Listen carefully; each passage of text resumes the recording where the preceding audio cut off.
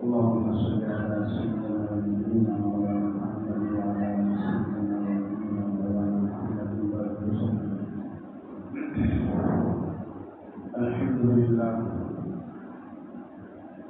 الحمد لله وحده والصلاة والسلام على من لا نبي بعده.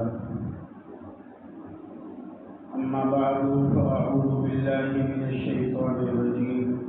بسم الله الرحمن الرحيم. إن أول بيت وضع للناس للذي ببكة مباركا وهدى للعالمين فيه آيات بينات مقام إبراهيم ومن دخله كان آمنا ولله على الناس حج البيت من استطاع إليه سبيلا. صدق اللہ العظیم. معزز بزرگ اور بھائیوں، رمضان کے بعد کے جو مہینے شروع ہوتے ہیں یہ حج کے مہینے، پہلی شوال سے جو ایام شروع ہوتے ہیں اسے اشہر حج کہتے ہیں. آج کل بہت سارے لوگ حج کے مہینے میں بھی عمرہ کے سفر پر جاتے ہیں. امام اعظم ابو حنیفہ رحمۃ اللہ علیہ کے نزدیک مسئلہ تھوڑا سخت ہے. یہ حج کے مہینے ہیں، اس میں صرف حج ہوگا یا عمرہ بھی وہی کرے گا جو اسی سال حج بھی کرنے والا ہو. بس ایک سبب کی وجہ سے ہم لوگ بچ جاتے ہیں، باقی اور ائمہ کے نزدیک تو مسئلہ آسان ہے، عمرہ کر سکتے. مگر حنفی مسلک کے حساب سے ہم لوگ ایک چیز کی وجہ سے بچ جاتے ہیں، اور وہ یہ ہے کہ کیونکہ حج کے مہینے میں عمرہ کا ویزا 15 دن کا ملتا ہے. یعنی حج تو سال میں صرف 5 دن ہیں، تو ان مہینوں میں عمرہ کرنے والے کو حج کے دنوں تک رہنے کا ویزا نہیں ملتا، اس لیے وہ بچ جاتے ہیں. ورنہ اصل یہ حج کے مہینے اشہر حج. حج اسلام کے 5 رکنوں میں سے ایک اہم رکن ہے. اسلام کے فرائض میں سے بنیاد میں سے بنیاد ہے، ایک فرض ہے 5ویں نمبر پر کہ اللہ کے گھر کا حج کرنا. جیسے اللہ سبحانہ و تعالیٰ پر بندوں کے متعلق کچھ حقوق ہیں. اللہ پر کیا حق ہے؟ ایک بندے کو اللہ نے دنیا میں پیدا کر دیا تو اب اللہ پر حق ہے، اللہ تعالیٰ اس کو قوت گویائی دیتا ہے، قوت سماعت دیتا ہے، بولنے کی طاقت دیتا ہے. اللہ تعالیٰ کھانے کے لیے رزق دیتے ہیں، عزت دیتے ہیں، اولاد دیتے ہیں، طاقت دیتے ہیں. یہ بندے کا حق ہے اللہ پر. تو بالکل اسی طریقے سے اللہ کا بھی حق ہے بندوں پر، اور ان میں سے ایک یہ ہے کہ اگر اللہ نے طاقت دی ہے، اللہ نے مال دیا ہے، اللہ نے صلاحیت دی ہے، تو اللہ کے گھر کا حج کرنا. قرآن کریم میں اللہ تعالیٰ نے اسے بیان کرتے ہوئے ارشاد فرمایا وَلِلَّهِ عَلَى النَّاسِ حِجُّ الْبَيْتِ مَنِ اسْتَطَاعَ إِلَيْهِ سَبِيلًا. وَلِلَّهِ اللہ کا حق ہے بندوں پر، جو اس کے گھر کے حج کرنے کی طاقت رکھتا ہو تو اسے چاہیے کہ اللہ کے گھر کا حج کرے. حج بیت اللہ، خانہ کعبہ کا طواف کرنا، اور وہاں جانے والے کو حاجی کہتے ہیں. یہ بیت اللہ کیا ہے؟ سب سے پہلے اللہ رب العزت نے خانہ کعبہ فرشتوں کے ہاتھوں سے بنایا۔ سب سے پہلے بیت اللہ، زمین پر کوئی گھر نہیں تھا، زمین پر اور کوئی چیز نہیں تھی، فرشتوں نے سب سے پہلے اللہ کا گھر بنایا۔ پھر ابا آدم علیہ السلام کو زمین پر اتارا، جنت میں رہتے تھے۔ اماں حوا اور ابا آدم علیہ السلام، شیطان نے شجر ممنوعہ کھلا دیا تو اس کی پاداش میں جنت سے نکالے گئے۔ بعض تاریخی روایات میں اور چند صحیح روایتوں سے ثابت ہوتا ہے کہ ابا آدم علیہ السلام کو ہندوستان کے سری لنکا کے علاقے میں اتارا گیا۔ وہاں پر آج بھی وہ پہاڑ موجود ہے۔ سری لنکا کی جو کیپٹل ہے کولمبو، اس سے تقریباً 200-250 کلومیٹر پر یہ پہاڑ آج بھی موجود ہے۔ اس پہاڑ کو اگرچہ وہاں کا مذہب اور دھرم الگ ہے سری لنکا کا، مگر اس کے باوجود بھی اس پہاڑ کو کوہ آدم کہا جاتا ہے۔ اس کا نام ہی کوہ آدم۔ زمین سے تقریباً 7350 فٹ اوپر۔ میں اس لیے کہہ رہا ہوں، میں نے بار بار کہتا ہوں، آپ بھی اس لیے سنیں کہ اللہ تعالیٰ ہمیں وہاں بھی لے جائے۔ اور وہاں جانے والے جو منتوں سے جاتے، اگر آپ اس کو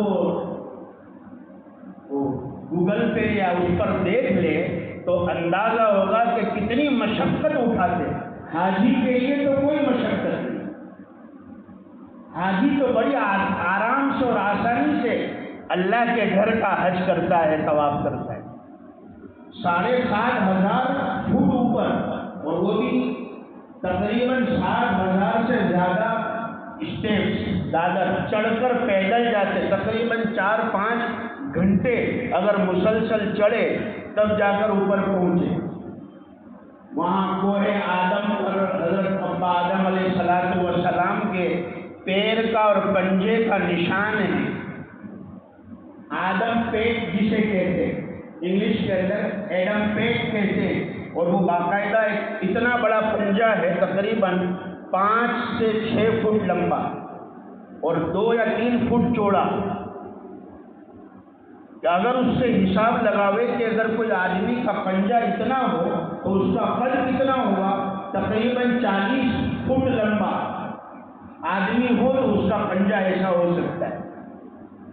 ابا آدم علیہ السلام کو اتارا، سب سے پہلے ابا آدم علیہ السلام کو فرشتوں کے ذریعے رہبری کر کے مکہ المکرمہ یہاں سے پہنچایا گیا۔ فرشتوں نے رہبری کی، آدم علیہ السلام نے اللہ کا گھر بنایا، خانہ کعبہ کی تعمیر کی، بیت اللہ بنایا۔ تو بیت اللہ بنانے کے بعد ابا آدم علیہ السلام نے اس کا طواف کیا اور حج کیا، جو اس زمانے کے حساب کا ہوگا۔ ابا آدم علیہ السلام نے سب سے پہلے حج فرمایا، اور بعض علماء کرام نے روایتوں کے حوالے سے لکھا ہے کہ ابا آدم علیہ السلام نے تقریباً بعض روایت میں ہے 100 حج فرمائے، بعض روایت میں 300 حج فرمائے، اس لیے کہ آپ کی عمر صحیح حدیث میں ہے ابا آدم علیہ السلام کی عمر 1000 سال تھی، مگر ابا آدم علیہ السلام نے اپنی عمر میں سے 40 سال حضرت داؤد علیہ السلام کے لیے اللہ سے دعا کر کے منتقل کری، یہ بھی صحیح حدیث ہوگی۔ تو ابا آدم علیہ السلام نے پیدل حج فرمائے، اور اتنے حج کے سب سے پہلا اسی ہندوستان سے حج کیا۔ جب حج کر لیا، ابا آدم علیہ السلام کے دل کے اندر چونکہ بات تو وہی تھی کہ نبی کسی بھی گناہ پر جمے نہیں رہتے، یہ تو ہم جیسے لوگ ہوتے ہیں کہ اگر کوئی بھول ہو جائے یا گناہ ہو جائے، بڑے سے بڑا گناہ بھی ہو جائے، تو ہمارے سر سے جو ہے جھو نہیں رہی، پیشانی پر بل تک نہیں آتا۔ ابا آدم علیہ السلام سے ایک معمولی خطا ہو گئی کہ اللہ نے منع کیا تھا درخت کو مت کھانا، ابا آدم علیہ السلام نے کھا لیا، بس اسی کا دماغ پر تصور تھا، روتے تھے، بعض روایت میں 40 سال تک روئے۔ اور جب سب سے پہلا حج فرمایا تو حج کرنے کے بعد جو پہلی دعا مانگی، صحیح احادیث میں ہے، ابا آدم علیہ السلام نے یہ دعا مانگی حج کرنے کے بعد، اللہم انک انت تعلم سریرتی وعلانیتی فاقبل معذرتی۔ اے اللہ تو میری ظاہری حالت کو بھی جانتا ہے، اے اللہ تو میرے دل میں کیا چل رہا ہے وہ بھی جانتا ہے، تو میری اس عرضی کو قبول کر لے۔ وَتَعْلَمُ حَاجَتِي فَأَعْطِنِي سُؤَالِي، اے اللہ تو میری ضرورت کو بھی جانتا ہے، تو میری دعا کو قبول کر لے، میری حاجت کو پوری کر دے۔ وَتَعْلَمُ مَا فِي نَفْسِي فَاغْفِرْ لِي ذَنْبِي۔ یہ دعا کو ایسے ہی مت سنو سرسری، حدیث پاک سنا رہا ہوں۔ اس کے بعد میرے اور آپ کے آقا نے فرمایا کہ اللہ سبحانہ و تعالیٰ کو یہ دعا اتنی پسند آئی کہ اللہ سبحانہ و تعالیٰ نے فرمایا، اے آدم اس دعا کے صدقے میں ہم نے تمہارے گناہ کو معاف کر دیا، اور اے آدم ہماری عزت و جلال کی قسم، آپ کی اولاد میں سے جو بھی میرے گھر پر آ کر یہ دعا مانگے گا، میں اس کے بھی سارے گناہ کو معاف کر دوں گا۔ وَتَعْلَمُ مَا فِي نَفْسِي فَاغْفِرْ لِي ذَنْبِي، اے اللہ تو میرے نفس کی حاجت کو جانتا ہے، تو میرے گناہ کو معاف کر دے۔ اللہم انی اسألک ایمانا، اے اللہ میں آپ سے ایسے ایمان کا سوال کرتا ہوں جو میرے دل کی گہرائیوں کے اندر مضبوط ہو جائے۔ ایمان بثبات قلبی، میرے دل کی گہرائیوں میں ایمان اللہ پہنچ جائے، وہ یقیناً صادقہ، اور ایسے یقین کا میں سوال کرتا ہوں حتیٰ اعلم، یہاں تک کہ مجھے یقین ہو جائے۔ اے اللہ میں ایسا یقین چاہتا ہوں، تیرے گھر کے حج کی برکت سے میں ایسا یقین چاہتا ہوں کہ مجھے یقین ہو جائے کہ جو کچھ بھی مجھے مصیبت آتی ہے وہ تو نے میری تقدیر میں لکھ دی تھی۔ لا یصیبنی الا ما کتبت لی، جو تو نے میرے تقدیر میں لکھ دیا تھا۔ یعنی اتنی عقل مندی کی دعا ہے، تھوڑا سوچے، اگر ابا آدم علیہ السلام یہ کہنا چاہتے ہیں کہ باری تعالیٰ جو مجھے جنت سے نکالا گیا اور جو میں نے شجر ممنوع وہ درخت کا دانہ کھا لیا، اے اللہ وہ تو میری تقدیر میں لکھا اور تیرے فیصلے میں تھا کہ یہ ہونا ہی ہے۔ اے اللہ اس لیے میں مانگتا ہوں کہ مجھے اتنا یقین دے دے کہ یہ جو مجھ سے بھول ہوئی ہے یہ میری تقدیر میں لکھی ہوئی ہے۔ وَإِذَا بِمَا قَسَمْتَ لِي، اور اے اللہ میں تجھ سے ایسا یقین مانگتا ہوں کہ مجھے اتنا رضامندی مل جائے اس حج کی برکت سے، میں راضی ہو جاؤں اس بات پر کہ جو تو نے میرے مقدر میں لکھا ہے میں اس پر آمنا اور صدقنا کہہ دوں، جو تو نے میرے تقدیر میں لکھ دیا، جو میرے لیے بہتر سمجھا، مصیبت لکھی تو بھی میرے لیے بہتر، نقصان لکھا تو بھی میرے لیے بہتر۔ اے اللہ مجھے اتنا یقین عطا فرما۔ ابا آدم علیہ السلام نے جب یہ دعا مانگی، فرمایا اے آدم ہم نے تمہارے گناہ کو، تمہارے قصور کو معاف کر دیا۔ اے آدم تمہاری اولاد میں سے جو بھی ہمارے گھر کا طواف کرے گا، حج کرے گا اور یہ دعا مانگے گا، ہم اس کی بھی مغفرت کا اعلان کر دیں گے۔ فرشتوں نے ملاقات کی ابا آدم علیہ السلام سے حج کرنے کے بعد، ملاقات کی، حج کے ختم ہونے پر، حج کے عمل کے مکمل ہونے پر فرشتوں نے ابا آدم علیہ السلام کو مبارکبادی دی۔ یعنی حاجی صاحب کو اگر مبارکبادی دینا ہو تو ہم دے سکتے ہیں کہ اللہ نے تمہیں حج نصیب کیا، تمہیں حج مبارک ہو، حاجی صاحب آپ کو حج مبارک ہو۔ فرشتوں نے ابا آدم علیہ السلام کو حج کی مبارکبادی دی، اور اس کے بعد فرشتوں نے ایک جملہ فرمایا کہ اے آدم، جس طریقے سے آج انسانوں نے سب سے پہلے آپ نے اللہ کے گھر کا حج کیا ہے، فرمایا ایسے ہی ہم فرشتے انسانوں سے پہلے 2000 سال سے حج کرتے آ رہے ہیں۔ کتنے سال سے؟ 2000 سال سے ہم فرشتے حج کرتے آ رہے ہیں۔ دیکھیے کتنی ساری اس میں نصیحتیں ہمارے لیے۔ ابا آدم علیہ السلام نے کہا اچھا ہم سے زیادہ، مجھ سے زیادہ آپ نے حج کی، تو فوراً مسئلہ پوچھ لیا، فوراً مسئلہ پوچھا۔ جب معلوم ہوا کہ ہمارے سامنے اگر کوئی ایسا آدمی ہے کہ جس کو کسی چیز کا علم ہے، نالج ہے، ہم اس سے سوال کریں، پوچھے۔ ابا آدم علیہ السلام نے فوراً پوچھ لیا، اے فرشتوں بتاؤ، تم جب اللہ کے گھر کا طواف کرتے ہو، یا تم جب اللہ کے گھر کا طواف کرتے تھے تب تم کیا پڑھتے تھے؟ تمہاری تسبیح کیا تھی؟ تمہاری دعا کیا تھی؟ فرشتوں نے فوراً جواب دیا کہ اے آدم، جب ہم اللہ کے گھر کا طواف کرتے تھے تو طواف کرتے کرتے یہ پڑھتے تھے جو تیسرا کلمہ ہے، سبحان اللہ والحمد للہ ولا الہ الا اللہ واللہ اکبر۔ فرشتوں نے کہا ہم طواف کرتے کرتے یہ دعا مانگتے۔ میرے بھائی اور بزرگوں، عرض یہ کرنا ہے، بہت ساری باتیں ہیں اور پورا مہینہ ہے حج کا، انشاءاللہ وقتاً فوقتاً کچھ باتیں آپ کے سامنے آ ہی جائے گی۔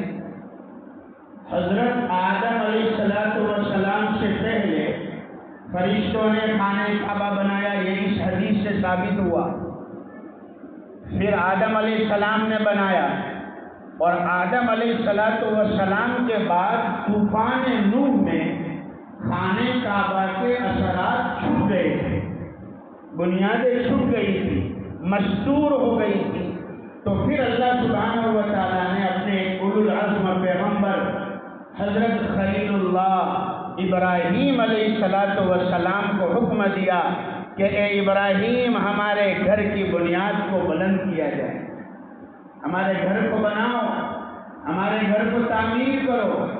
تو ابراہیم علیہ السلام نے اور ان کے اکلوتے بیٹے حضرت ذبیح اللہ اسماعیل علیہ السلام نے، یعنی باپ اور بیٹے دونوں نے مل کر اللہ کے گھر کی تعمیر کو بلند کیا۔ وَإِذْ يَرْفَعُ إِبْرَاهِيمُ الْقَوَاعِدَ مِنَ الْبَيْتِ وَإِسْمَاعِيلُ رَبَّنَا تَقَبَّلْ مِنَّا إِنَّكَ أَنْتَ السَّمِيعُ الْعَلِيمُ۔ حضرت ابراہیم علیہ السلام نے خانہ کعبہ بنا لیا۔ اللہ سبحانہ و تعالیٰ نے تعمیر کعبہ کے بعد ابراہیم علیہ السلام کو حکم دیا، فرمایا اے ابراہیم، اب اعلان کر دو میری مخلوق میں، میرے بندوں میں، کہ وہ اس گھر کے حج کے لیے آئے، اس گھر کے طواف کے لیے آئے۔ ابراہیم علیہ السلام نے فرمایا باری تعالیٰ، یہاں تو میرے علاوہ کوئی بھی مخلوق نہیں، کوئی انسان کا نام نہیں، وجود نہیں، میں کسے اعلان کروں؟ فرمایا ابراہیم، اعلان کرنا تمہارا کام ہے، اور تمہاری آواز کو دنیا کے چپے چپوں تک پہنچانا یہ ہمارا کام ہے۔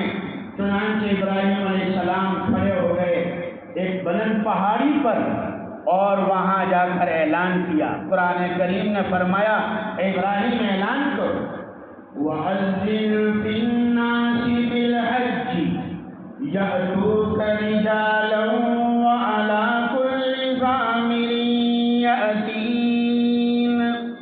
يَأْتِينَ مِن كُلِّ فَجٍّ عَمِيقٍ۔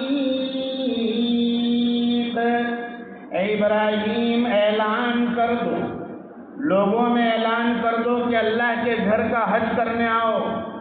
تمہارے اس اعلان پر لوگ چلتے ہوئے سواریوں پر، اونٹنیوں پر، اگرچہ وہ اونٹنیاں دبلی کیوں نہ ہو جائے سفر حج کی وجہ سے، مگر وہ ہمارے گھر کا طواف اور حج کرنے کے لیے سفر کریں گے اور آئیں گے۔ اے ابراہیم اعلان کر دو۔ تفسیر میں لکھا ہے، بارہا سنتے ہیں علماء مفسرین نے فرمایا، میں اس لیے کہہ رہا ہوں جو لوگ جا کر آئے ہیں وہ اللہ کی اس نعمت پر شکر ادا کریں، اور جو ابھی تک نہیں جا سکے ہیں دعا کرے۔ اللہ تعالیٰ بندے کی دعا کو رد نہیں کرتے۔ سچی تمنا اور سچی امید والوں کی تمنا کبھی رائے گا نہیں جاتی۔ فرمایا، مفسرین حضرات فرماتے ہیں کہ جب یہ آواز ابراہیم علیہ السلام نے لگائی تو اس وقت روئے زمین پر جو لوگ موجود تھے ان تمام کو آواز پہنچائی گئی، اور جو لوگ موجود نہیں تھے اپنے باپ داداؤں کی پشتوں میں تھے، اپنے باپ داداؤں کی پیٹھوں میں تھے، فرمایا ان تک بھی اللہ نے ان بے جان نفوس تک بھی آواز پہنچائی، اور جس نے ابراہیم علیہ السلام کی اس آواز اور پکار پر لبیک کہہ دیا، اللہ تعالیٰ اس کو اپنی زندگی کے اندر خانہ کعبہ کا دیدار نصیب فرمائے۔ جس نے جتنی مرتبہ کہا اتنی مرتبہ اللہ تعالیٰ اس کو دیدار نصیب فرمائے۔ اسی لیے ہم بھی جب یہ سنیں تو ہمارے لیے بھی لازم ہے کہ ہم بھی لبیک کہیں۔ اور حج کے موسم میں یہ نہیں کہ حاجی تو پڑھیں گے ہی لبیک، حاجی تو تلبیہ پڑھیں گے ہی، مگر علماء نے لکھا ہے کہ جو سچے دل سے پڑھتا ہے حج کے دنوں میں، اللہ تعالیٰ اسے بھی کسی نہ کسی موسم میں، کسی نہ کسی موقع پر اللہ تعالیٰ کہیں نہ کہیں لے جا کر اسے اپنے گھر تک پہنچائیں گے۔ اس لیے ہم بھی پڑھے، لبیک اللہم لبیک لبیک لا شریک لک لبیک ان الحمد والنعمت لک والملک لا شریک لک لبیک اللہم لبیک۔ اے اللہ میں حاضر ہوں، تیرا کوئی شریک نہیں ہے، میں حاضر ہوں۔ اے اللہ ساری حمد تیرے لیے، ساری نعمتیں تیرے لیے، ساری کائنات تیری ہے۔ اے اللہ میں حاضر ہوں، تیرا کوئی شریک نہیں، میں حاضر ہوں۔ اللہ تعالیٰ جانے والے حجاج کرام کے سفر کو قبول فرمائے، آسان فرمائے، ان کی حج میں، ان کی دعاؤں میں اللہ تعالیٰ ہمارا بھی حصہ شامل رکھے۔ بہت سے لوگ جا رہے ہیں، الحمدللہ ہمارے ملکوں سے باقاعدہ حج کی ترتیب سکھائی جاتی ہے، حج کیسے کرے، احرام کیسے باندھے، کیا کیا مسائل ہے، فضائل تو سکھانے والے بتلانے والے بتاتے ہیں، علماء کرام مسائل بھی سکھاتے ہیں، حج کے کیا مسائل ہیں، ہمیں اس کو سیکھنا چاہیے اور سیکھ کر جائے۔ اللہ تعالیٰ جانے والوں کے سفر کو آسان فرمائے۔ ایک ضروری بات اس وقت جو عرض کرنی ہے، بہت سی مرتبہ بلکہ ہر سال ہم دیکھتے ہیں کہ لوگ حج پر جانے سے پہلے بہت ساری ایسی باتیں کرتے ہیں، ایسے کام کرتے ہیں جس کا سنت اور شریعت سے کوئی تعلق نہیں ہے۔ اس میں سے ایک ہے، باقاعدہ حاجی صاحب لمبی لمبی دعوت کرتے ہیں، ڈھول کیے جاتے ہیں، دعوت نامے بنائے جاتے ہیں، دعوت دی جاتی ہے، عجیب عجیب دعوت چل رہی ہے ہمارے معاشرے میں۔ ابھی ایک نوجوان کچھ دنوں پہلے ملا تو اس نے کہا میں دعوت میں جاتا ہوں۔ میں نے کہا کئی کی دعوت ہے؟ تو وہ کیا کہتا ہے، فلانے دوست نے یا اس کے گھر میں سے کوئی ہوگی مستورات کیا، 3.5 مہینے کے روزے رکھے اس کی دعوت۔ کئی کی دعوت ہے کہ 3.5 مہینے کے سنگ روزے، یعنی رجب، شعبان اور رمضان، یہ 3 مہینے تو سلنگ رکھے، اور شوال کا آدھا مہینہ تو اس کی بھی دعوت، ایک نے کہا دوسرے نے کہا، باقاعدہ دعوت چل پڑی اور پھر باقاعدہ 3.5 مہینے کے روزے دار کو کرسی پر بٹھایا جاتا ہے، ان کی گل پوشی کی جاتی ہے، شال اڑائی جاتی ہے اور پھر جو ہے انہیں ہدیے پہ ہدیے دیے جاتے ہیں اور انہیں انعام پر انعام دیے جاتے ہیں۔ یہ اس قسم کی دعوت کا کہیں بھی ثبوت نہیں۔ کسی بھی عبادت کی ایڈورٹائز کا حکم نہیں ہے سوائے نکاح کے، یاد رکھیں۔ نکاح میں ہمیں حکم ہے کہ اعلان کرو نکاح کا، اعلنوا هذا النکاح واجعلوه فی المساجد، اے لوگوں نکاح کا اعلان کرو، چھپ کر مت کرو۔ ولیمہ کھلاؤ، سنت ہے، ولیمے کی دعوت کرو، مسجد میں نکاح کرو۔ اعلان کرنے کی جگہ سب سے بہتر مسلمان کے لیے اللہ کا گھر ہے، مسجد ہے، تو نکاح بھی مسجد میں کیا کرو۔ اس کے علاوہ کسی عبادت کے ایڈورٹائز کا حکم نہیں۔ ہماری عبادتیں اگر ہم پر فرض ہے، حج اگر ہم پر فرض ہے تو یہ اللہ کا فریضہ ہے۔ ہم رسم و رواج کے ذریعے، خرافات کے ذریعے ان عبادتوں کے اندر نقص پیدا نہ کر دیں۔ حج کی جو فضائل ہے، کتنے فضائل انشاءاللہ آئندہ جمعہ بھی آپ سن لیں گے۔ میرے اور آپ کے آقا نے فرمایا کہ حاجی جب حج کر کے لوٹتا ہے وہ ایسا ہوتا ہے رجع من ذنبی کیوم ولدتہ امہ، ایسا لوٹتا ہے گناہوں سے پاک ہو کر، صاف ہو کر، جیسے آج ہی ماں کی پیٹ سے پیدا ہوا۔ اتنا بڑا عمل، اتنی بڑی فریضہ، اتنی بڑی عبادت معمولی خرافات یا رسم و رواج کی وجہ سے ہم اس کے اثر کو برباد کر دیتے ہیں۔ اللہ تعالیٰ ہمیں کہنے سے زیادہ، سننے سے زیادہ عمل کی توفیق عطا فرمائے۔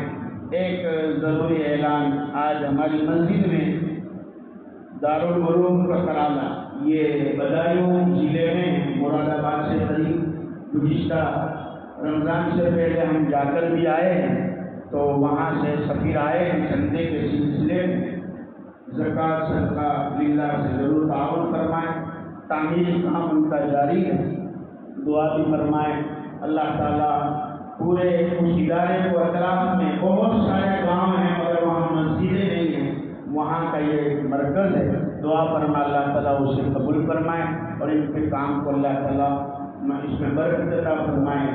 اور اس کے علاوہ ایک ضروری اعلان یہ ہے، میں نے پچھلے جمعہ تو نہیں تھا، اس سے پہلے آپ کو یہ بتلایا تھا کہ بھائی بچوں کے اب چونکہ نیا سال شروع ہو رہا ہے، اسکولوں کا، مدرسوں کا ایڈمیشن کرنے، تو ہم بچوں کے لیے ایسے اسکولوں کا انتخاب کریں جس سے ہمارے بچوں کے دین و ایمان کی حفاظت ہو، ہمارے بچوں کے دین و ایمان بگڑے نہیں، اس کا خیال رکھیں۔ ہم سب جانتے ہیں ہمارے گھروں کے ماحول کیا ہے، کتنا ماحول بگڑتا جا رہا ہے۔ مومن کا، ایمان والے کا، اس کے ایمان والے کے گھر میں ایمان بچانا مشکل ہو رہا ہے۔ ایسے فیشن کا زمانہ ہے، اوریانیت کا زمانہ ہے۔ ہمارے گھروں کی محنت یہ ہے اور پھر اس کے اوپر ہمارے بچوں کو ہم ایسے لوگوں کے حوالے کر دیتے ہیں جو ہمارے بچوں کے لیے ایمان کو بگاڑنے میں ذرہ برابر کبھی کسر نہیں چھوڑتے۔ اس لیے اس بات کو اب سنجیدگی سے ہمیں لینا چاہیے۔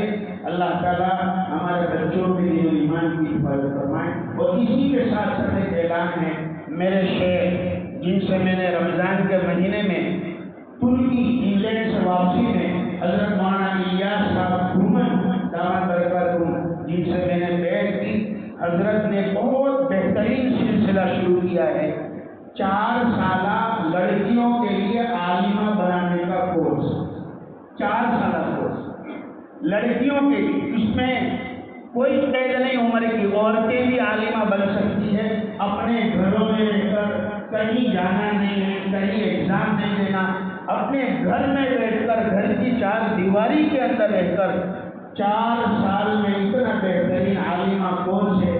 میری خود کی گھر کی بچیاں پڑھتی ہے اور میں خود سنتا بھی ہوں لڑکیوں کو باقاعدہ مستورات پڑھاتی ہے۔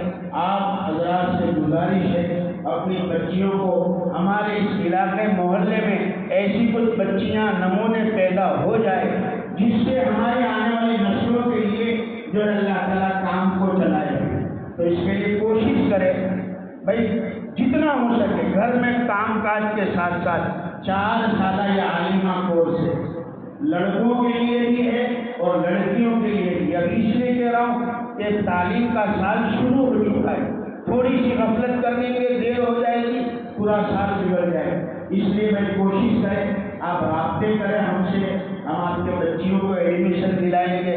اللہ تعالی ہمارے بچیوں کی حفاظت فرمائے، آمین وآخر دعوانا الحمدللہ۔ جن حضرات کی سنت کا سنتے